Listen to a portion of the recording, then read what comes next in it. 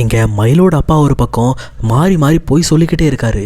சொல்லப்போனால் இங்கே மயில் எந்த தப்பும் பண்ணலை, இந்த மாதிரி என் பொண்ணு படிச்சிருக்கா, சர்டிஃபிகேட் தான் பஸ்ஸில் மிஸ் ஆகிடுச்சுன்னு சொல்லி அவரும் இந்த பக்கம் பாண்டியன் வீட்டை நம்ப வைக்கிறதுக்கு போய் சொல்லிட்டு இருக்காரு. ஆனால் இதையெல்லாம் தெரிஞ்சுக்கிட்டு சரவணை வீட்டில் இருக்கிற செந்தில் எல்லாரும் சேர்ந்துக்கிட்டு இவரை ரொம்பவே கடுமையாக அட்டாக் பண்ண போகிறாங்க. அதுலேயும் குறிப்பாக உங்கள் பொண்ணு +2 தான் படிச்சிருக்காங்கிறது எங்களுக்கு தெரிஞ்சிருச்சு, அதை விட முக்கியமாக உங்கள் பொண்ணுக்கு எங்கள் பையனை விட 2 வயசு ஜாஸ்திங்கிற விஷயமும் தெரிஞ்சிருச்சு அப்படின்ற மாதிரி இங்கே பாண்டியன் வீட்டாளுங்க டைரெக்டாக தங்கமேல் வீட்டாளுங்க முன்னாடி போட்டு உடைக்கிறாங்க. அப்போ இதையெல்லாம் கேட்டதுக்கப்புறம் இங்கே அப்படியே மயிலோட அப்பா அப்படியே சைலண்ட் ஆயிடுறாரு.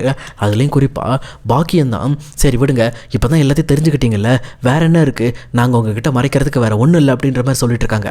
ஆனால் இதை கேட்ட குழலையும், என்னது ஒன்றும் இல்லையா, இதெல்லாம் உங்களுக்கு ஒரு பெரிய விஷயமா தெரியலையா, இவ்வளோ பொய்களை சொல்லிக்கிட்டு இத்தனை பேரை ஏமாத்திருக்கீங்களே, இதெல்லாம் உங்களுக்கு அடுக்குமா அப்படின்ற மாதிரி அவங்க ஒரு பக்கம் கண்டமேனுக்கு திட்டிகிட்டு இருக்காங்க. அதே நேரத்தில் இங்கே மயிலோட அப்பா வாயை வச்சுட்டு சும்மா இல்லாமல் அவர் ஒரு பக்கம் உளர ஆரம்பிச்சிடுறாரு. இங்கே பாருங்கள், இது என்ன ஊர் உலகத்தில் நடக்காத தப்பாக பண்ணிட்டோம், நாங்கள் எங்கள் பொண்ணுக்கு நல்ல மாப்பிள்ளை கல்யாணம் பண்ணி கொடுக்கணுங்கிறதுக்காக நாங்கள் 1-2 பொய் சொன்னோம், அந்த 1-2 பொய்யில் இதுவும் 2-3 அவ்வளோதான் அப்படின்ற மாதிரி வாயை விட்டுறாரு. அப்போ அதை தெளிவாக புரிஞ்சுக்கிட்ட சரவணனும், அப்பா இவங்க இன்னும் ஏதோ ஒரு பொய்யை மறைக்கிறாங்கப்பா, அது என்னன்னு நமக்கு தெரியணும், நமக்கு தெரியாமல் ஏதோ ஒரு விஷயம் இருக்குது, அந்த ஆள் வாயிலிருந்து வருது பாருங்கள், நாங்கள் சொன்ன பொய்யில் இதுவும் 2-3 அப்படின்றாருனா அப்போ இன்னொரு பொய் இருக்குது, அது என்ன பொய் சொல்லியா முதல்ல அப்படின்னு சொல்லிட்டு சரவணன் மயிலோட அப்பா கழுத்தை பிடிச்சி நெரிக்க ஆரம்பிக்கிறாரு. இதை பார்த்துட்டு பாக்கியம் ஒரு பக்கம் கதறாங்க, இன்னொரு பக்கம் மயில் ஒரு பக்கம் மாமா விடுங்க விடுங்கன்னு சொல்லி அவங்க ஒரு பக்கம் சரவணன்ட்ட கத்திட்டு இருக்காங்க. இங்கே பாண்டியன் வீட்டாளுங்க சரவணன் பிடிச்சி இழுக்கிறதுக்கு ரொம்பவே ட்ரை பண்ணுறாங்க. ஆனால் யார் என்னதான் ட்ரை பண்ணாலும் சரவணன் விட மாட்டேன்றாரு. எனக்கு அதெல்லாம் தெரியாதுயா, எனக்கு இன்னைக்கு எல்லா உண்மையை வெளியில் தெரிஞ்சாக்கணும், நீங்கள் எந்த அளவுக்கு எங்கள் குடும்பத்தை முட்டாளாக்கி வச்சிருக்கீங்கிறத நான் தெரிஞ்சுக்கணும் அப்படின்ட்டு இங்கே பயங்கர கோபத்தோட சரவணன் மயிலப்பாவோட கழுத்தை நெரிக்கிறாரு.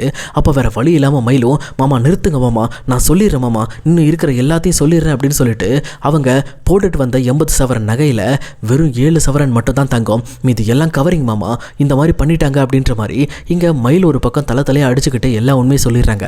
அப்போ இதையெல்லாம் கேட்டதுக்கப்புறம் தான் சரவணனும், பாத்தியா இப்போ அவங்க அப்பா கழுத்தில் கை வச்ச உடனே தான் இந்த உண்மை வெளியில் வந்துச்சு தெரியுதா, அப்போ இந்த விஷயத்தில் நம்ம ஏமாத்திருக்காங்கப்பா, நம்ம என்ன இவ்வளோ போன் நகை வேணும்னு கேட்டோமாப்பா, நீ படிச்சிருக்கணும்னு கேட்டோமா, ஏன் அவங்க சம்மந்தப்பட்ட உண்மைகளை சொல்லி என்னை கல்யாணம் பண்ணியிருக்க வேண்டியதானே, அதெல்லாம் விட்டுட்டு எல்லா பொய் மேலே பொய்யா சொல்லி என்னை ஏமாற்றி என் மனசுக்குள்ளே தேவையே இல்லாமல் நிறைய கற்பனைகளை உருவாக்க வச்சு கடைசியில் நான் ஏமாளி ஆகிட்டேன்ப்பா, என் வாழ்க்கை ஃபுல்லாக நான் இப்படி ஏமாளியாகவே இருப்பேனாப்பா, சொல்லுப்பா, நீ சொன்னங்கிறதுனால தானே நான் லவ் பண்ண பொண்ணை விட்டுட்டு இவளை கல்யாணம் பண்ணிக்கிட்டேன், ஆனால் இவளை கல்யாணம் பண்ணதுக்காக நான் எவ்வளோ கஷ்டப்படுறேன்னு தெரியுமாப்பா, இந்த கஷ்டத்தை எப்படிப்பா என்னால் ஜீரணிச்சிக்க முடியும் அப்படின்ற மாதிரி சரவணன் ஒரு பக்கம் தலையாக அடிச்சுக்கிட்டு பயங்கரமாக அழ ஆரம்பிக்கிறாரு. அப்போ இதை பார்த்துட்டு பாண்டியனும், என்னை மன்னிச்சிரு சரவணா, நான் அவசரப்பட்டுட்டேன்டா, இந்த மாதிரி உன் கல்யாண விஷயத்தில் விசாரிக்காமல் பண்ணது தப்பு தாண்டா, என்னை மன்னிச்சிடுறா அப்படின்ற மாதிரி பாண்டியன் ஒரு பக்கம் இங்கே சரவணனோட காலில் போய் விழ போயிடுறாங்க. அதுக்கப்புறம் கோமதி செந்தில்னு சொல்லி அவங்க எல்லாரும் பாண்டியனை சமாதானப்படுத்தி, சரி விடுங்க, இந்த பிரச்சனையை இதோட நிறுத்திக்கலாம், இதுக்கு மேலே இதை நம்ம ரொம்ப பெருசாக்க வேண்டாம் அப்படின்ற மாதிரி இங்கே இவங்க ஒரு பக்கம் ஒரு வழியாக பாண்டியனை சமாதானப்படுத்துகிறாங்க.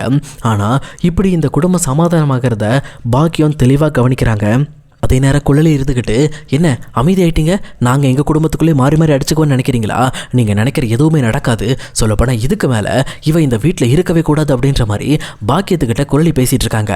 அப்போ இதை கவனித்த பாக்கியமும், இங்கே பாருமா, அதை நீ சொல்லக்கூடாதுமா, இந்த விஷயத்தில் சம்பந்திங்க தான் முடிவெடுக்கணும், அவங்க சொல்லட்டு, சொல்லப்போனால் நாங்கள் என்ன ஊரில் இல்லாத பொய்யா சொல்லிட்டோம், இல்லை என் பொண்ணு வேறு ஏதாவது விஷயத்தில் போய் சொல்லலாம், அப்படிலாம் எதுவும் கிடையாதுல்ல, என் பொண்ணுக்கு தான் முதல் கல்யாணம், அது மட்டும் இல்லாமல் நாங்கள் ஏழைங்க தான், வேறு வழி இல்லாமல் தான் உங்கள் பையனுக்கு எங்கள் பொண்ணை கட்டி கொடுக்க இவ்வளோ பொய்ய சொல்லிட்டோம், இந்த விஷயம் எல்லாத்தையும் நீங்கள் என் மனசில் வச்சுக்கிட்டு இது எல்லாத்தையும் மறந்துட்டு எங்கள் எல்லாரையும் மன்னிச்சுட்டு ஒழுங்காக மயிலை மட்டும் நீங்கள் ஏற்றுக்கங்க அப்படின்ற மாதிரி இங்கே பாக்கியம் ஒரு பக்கம் மிரட்ட ஆரம்பிக்கிறாங்க.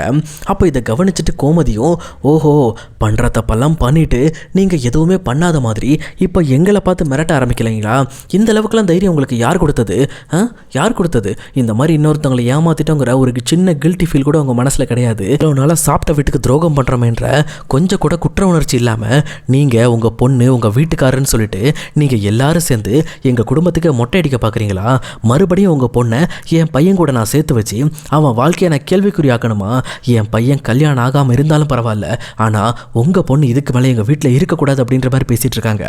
அப்போ இதை கேட்டுட்டு உடனே மயிலும், அத்தை எங்கள் அம்மா அப்பா பண்ணது தப்பு தான், நான் அதை ஏற்றுக்கிறேன், ஆனால் தயவு செஞ்சு மன்னிச்சிருங்க, இந்த மாதிரி அவங்க சொன்ன பொய்க்காக இப்போ நான் பலிகாடு ஆக வேண்டியது இருக்குது, நான் உண்மையாலுமே மாமாவை ரொம்ப விரும்புகிறேன், அது மட்டும் இல்லாமல் இதுக்கு மேலே இனிமேல் இப்படி எந்த தப்பும் நடக்காது, அதுவும் இல்லாமல் எங்கள் சம்மந்தப்பட்ட எல்லா உண்மைகளையும் நான் வெளிப்படையாக சொல்லிட்டேன், இதுக்கு மேலே மறைக்கிறதுக்கு எதுவும் இல்லாத, தயவு செஞ்சு என்னை ஏற்றுக்க சொல்லுங்கள் மாமாவை அப்படின்ற மாதிரி எங்கள் மயில் ஒரு பக்கம் கோமதியோட கையை பிடிச்சி கஞ்சிட்டு இருக்காங்க. ஆனால் கோமதியும் மயிலோட கையை தட்டி விட்டுட்டு, சி நீ என்னை தொடாதிரி, இந்த மாதிரி அருவருப்பானவெல்லாம் என்னை தொடக்கூடாதிரி, இந்த அளவுக்கு பொய்ய சொல்லி எங்கள் எல்லாருக்கும் துரோகத்தை பண்ணி எங்கள் மொத்த குடும்பத்தையும் தலைகுனியை வச்சுட்டு உனக்கு இது ஒரு பெரிய விஷயமாவே தெரியல, அது எப்படி தெரியும், ஏன்னா நீ ஒரு ஃப்ராடுக்கார குடும்பத்துலேருந்து வந்ததுனால தான் உனக்கு பொய் சொன்னது ஒரு பெரிய விஷயமாவே தெரியல, இந்த விஷயத்தை நாங்கள் மன்னிச்சு வேற ஏற்றுக்கணும்னு நினைக்கிறியா அப்படின்ற மாதிரி இங்கே கோமதி டக்குன்னு தங்க மேலே தட்டி விட்டுட்டு அங்கேருந்து கிளம்பியே சொல்லிடுறாங்க. அதே நேரத்தில் இங்கே மறுபடியும் மயில் வேக வேகமாக ஓடி போயிட்டு பாண்டியனோட காலில் விழ பார்க்குறாங்க. ஆனால் பாண்டியனும், இல்லைம்மா நீ என்ன தான் என் காலில் விழுந்து கதறினாலும் சரிம்மா, கண்டிப்பாக இந்த விஷயத்தில் நான் உன்னை மன்னிக்கிறதுக்கு தயாராக இல்லை, ஏன்னா என் சரவணை குழந்தை மாதிரிமா, அவன் நான் சொன்ன ஒரு வார்த்தைக்காக அவன் இவ்வளோ நாளாக காதலிச்சுட்டு இருந்த பொண்ணை கூட விட்டுட்டு வந்தான், ஏன் அந்த விஷயத்தை பற்றி கூட உங்கள் வீட்டில் சொல்லிதானமாக உன்னை கல்யாணம் பண்ணோம், நாங்கள் எந்த உண்மையை மறைக்காமல் எல்லாத்தையும் ஓப்பனாக சொல்லி உங்களுக்கு கல்யாணம் பண்ணியிருக்கோம் என் பையனை, ஆனால் நீங்கள் எவ்வளவு பொய் சொல்லியிருக்கீங்க, எவ்வளவு சொல்லுங்கள், நீங்கள் சொன்ன பொய்யெல்லாம் கேட்க கேட்க நான் ரொம்ப பெரிய தப்பு பண்ணிட்டேன்னு சொல்லி என் நெஞ்செல்லாம் வலிக்குதுமா அப்படின்னு சொல்லிட்டு இங்கே பாண்டியன் பயங்கரமாக கண் கலங்குறாரு. அதே நேரத்தில் இங்கே மயிலோட அப்பாவும், சம்மந்தி இந்த விஷயத்தில் ஃபீல் பண்ணாதீங்க, எல்லாமே சரியாயிடும், நாங்கள் தான் இதுக்கு மேலே எந்த பொய்யும் சொல்லலான்னு சொன்னோம்ல, எல்லா பொய்யும் உங்களுக்கு தெரிஞ்சிருச்சுல்ல, அப்புறம் என்ன, நீங்கள் மயிலை பேசாமல் உங்கள் பையன் கூட சேர்த்து வச்சுருங்க அப்படின்ற மாதிரி சொல்கிறாங்க. ஆனால் இதை தெளிவாக புரிஞ்சுக்கிட்டு பாண்டியனும், இல்லை சம்மந்தி இதுக்கு மேலே இந்த விஷயம் நடக்க வாய்ப்பே கிடையாது, இதுக்கு மேலே மயில் இங்கே இருக்கிறதுக்கும் வாய்ப்பில்லை, நீங்கள் மயிலை கூட்டிகிட்டு கிளம்புங்க அப்படின்னு சொல்லிட்டு பாண்டியன் ஒரே வார்த்தையில் முடிச்சிடுறாரு. அப்போ இதை கேட்டுட்டு இங்கே மயிலுக்கு மனசே உடஞ்சு போயிடுது. கடைசியில் ஆதரவாக தனக்கு நிற்பாங்கன்னு சொல்லி நினச்சிட்டு இருந்த தான் மாமாவே தன்னை போன்னு சொன்னதுக்கப்புறம் இதுக்கு மேலே இங்கே இருக்கக்கூடாதுன்னு சொல்லிட்டு மயில் வேக வேகமாக வீட்டை பார்த்து கிளம்புறாங்க. வீட்டுக்கு போயிட்டு அவங்க பாக்கியத்தோட வீட்டுக்குள்ளே போய் கதவையும் சாத்திக்கிறாங்க. அதே நேரம் பாக்கியமும் மயிலோட அப்பாவும் சேர்ந்து வேக வேகமாக ஓடி போய் மயில் எதுவும் பண்ணிக்கக்கூடாதுங்கிறதுக்காக அவங்க கதவை போட்டு தட்டிக்கிட்டு இருக்காங்க. அதே நேரத்தில் மயிலும் உள்ள, இதுக்கு மேலே நம்ம உயிரோடு இருக்கிறதுல எந்த ஒரு அர்த்தமும் கிடையாது, நம்ம வாழ்ந்ததுக்கான எல்லா அர்த்தமும் அழிஞ்சு போச்சு, நான் என் மாமாவை உயிருக்கு உயிராக விரும்பினேன், ஆனால் அவரே என்னை வேண்டான்னு சொல்லிட்டாரு, அதனால் இதுக்கு மேலே நான் வாழ்கிறதுல அர்த்தம் இல்லைன்னு சொல்லிட்டு இங்கே மயில் வேக வேகமாக ஒரு கத்தி எடுத்து அவங்க கையை கட் பண்ணிக்கிறாங்க. அதே நேரத்தில் இங்கே பாக்கியமும் பக்கத்தில் இருக்கிற பசங்களை கூப்பிட்டு கதவை உடச்சி உள்ளே போகிறாங்க. உள்ளே போய் பார்த்தா இங்கே மயில் ரத்த வெள்ளத்தில் இருக்காங்க. இதை பார்த்துட்டு உடனே மயிலோட ஃபேமிலி அடுத்த நிமிஷமே மயிலை தூக்கிட்டு போயிட்டு டைரெக்டாக ஹாஸ்பிட்டல் அட்மிட் பண்ணுறாங்க. அதே நேரத்தில் ஹாஸ்பிட்டலில் ஒரு இந்த மாதிரி சூசைட் கேஸும் அட்டன் ஆகுது. அதுக்கப்புறம் இங்கே மயிலும் கொஞ்சம் கண் முழிச்சு பார்க்குறாங்க. அம்மா எதுக்குமா என்னை காப்பாற்றினேன், நீங்கள் சொன்ன பொய்னால என் வாழ்க்கையை அழிஞ்சு போச்சு, இதுக்கு மேலே நான் எதுக்குமா உயிரோடு இருக்கணும் அப்படின்ற மாதிரி கேட்குறாங்க. அப்போது மயிலோட அம்மா பாக்கியமும், இங்கே பாருடி நீயாவது நல்லா இருப்பேங்கிறதுக்காக தான் ஒரு நல்ல குடும்பத்தில் உன்னை கல்யாணம் பண்ணி வச்சேன், ஆனால் நம்ம சொன்ன பொய்யே உன் வாழ்க்கையை கெடுக்கும்னு எனக்கு தெரியாமல் போயிடுச்சு அப்படின்னு சொல்லிட்டு அவங்க ஒரு பக்கம் ஃபீல் பண்ண ஆரம்பிக்கிறாங்க. அதே நேரத்தில் இப்போ உன் தங்கச்சியோட வாழ்க்கையை நான் என்ன பண்ணுறதுன்னு தெரியலடி, அவள் வேற எங்கள் ஹாஸ்டலில் படிச்சுக்கிட்டு இருக்கா, அவளுக்கு ஒரு நல்ல வாழ்க்கையை நான் அமைச்சு கொடுத்துட்டானா போதும்னு நினச்சிட்டு இருந்தேன், ஆனால் இப்போ உன் வாழ்க்கையை என்னால் கெட்டு போச்சு, இனிமேல் அவள் வாழ்க்கை எப்படி என்னால் காப்பாற்ற முடியும்னு சொல்லிட்டு இங்கே ரொம்ப சோகத்தோட பாக்கியம் அழ ஆரம்பிக்கிறாங்க. அப்போ தான் மயிலுக்கு ஒரு முக்கியமான விஷயம் புரியுது. சொல்லப்போனால் தான் இந்த மாதிரி வீட்டை விட்டு பிரிஞ்சு வந்தது தான் தங்கச்சியோட வாழ்க்கையை சரியாக அமைச்சு கொடுக்கறதுக்கு தான், அதனால என் வாழ்க்கை போனால் போயிட்டு போகுது, நான் செஞ்ச தப்புக்கு நான் வாழ வெட்டி இதே வீட்டில் இருந்துக்கிறேன், ஆனால் என் தங்கச்சிக்கு ஒரு நல்ல வாழ்க்கையை அமைச்சு கொடுக்கணும்னு சொல்லிட்டு மயில் ரொம்பவே முனைப்போட அடுத்து தான் தங்கச்சியோட வாழ்க்கைக்காக வாழ ஆரம்பிக்கிறாங்க.